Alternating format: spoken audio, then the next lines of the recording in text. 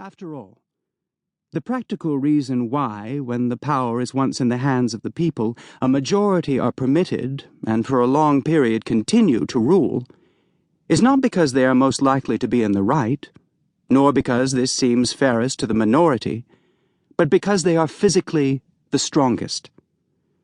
But a government in which the majority rule in all cases cannot be based on justice, even as far as men understand it. Can there not be a government in which majorities do not virtually decide right and wrong, but conscience? In which majorities decide only those questions to which the rule of expediency is applicable? Must the citizen ever, for a moment or in the least degree, resign his conscience to the legislator? Why has every man a conscience, then? I think that we should be men first, and subjects afterward. It is not desirable to cultivate a respect for the law, so much as for the right. The only obligation which I have a right to assume is to do at any time what I think right.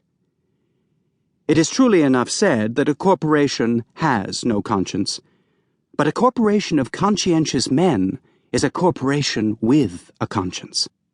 Law never made men a whit more just. And by means of their respect for it, even the well-disposed are daily made the agents of injustice.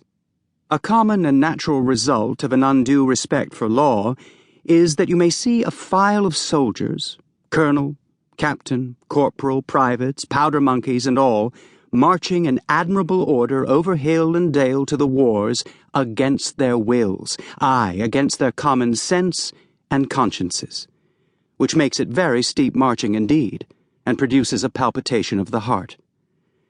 They have no doubt that it is a damnable business in which they are concerned. They are all peaceably inclined. Now, what are they? Men at all? Or small, movable forts and magazines at the service of some unscrupulous man in power?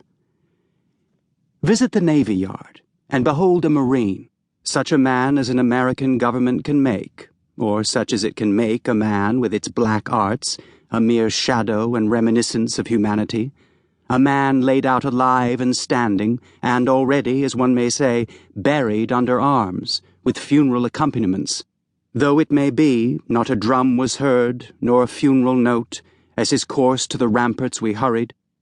Not a soldier discharged his farewell shot, or the grave where our hero we buried. The mass of men serve the state thus, not as men mainly, but as machines with their bodies. They are the standing army and the militia, jailers, constables, posse comitatus, etc.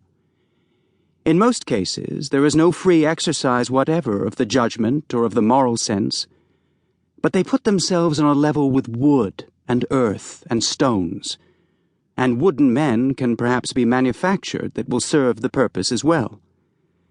Such command no more respect than men of straw, or a lump of dirt. They have the same sort of worth only as horses and dogs, yet such as these even are commonly esteemed good citizens.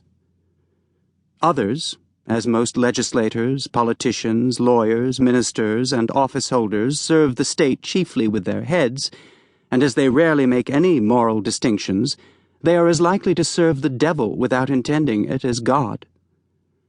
A very few, as heroes, patriots, martyrs, reformers in the great sense, and men, serve the state with their consciences also, and so necessarily resist it for the most part. And they are commonly treated by it as enemies. A wise man will only be useful as a man, and will not submit to be clay and stop a hole to keep the wind away, but leave that office to his dust at least.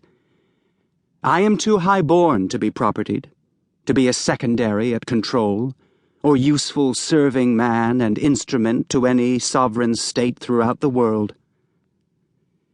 He who gives himself entirely to his fellow men appears to them useless and selfish, but he who gives himself partially to them is pronounced a benefactor and philanthropist. How does it become a man to behave toward this American government?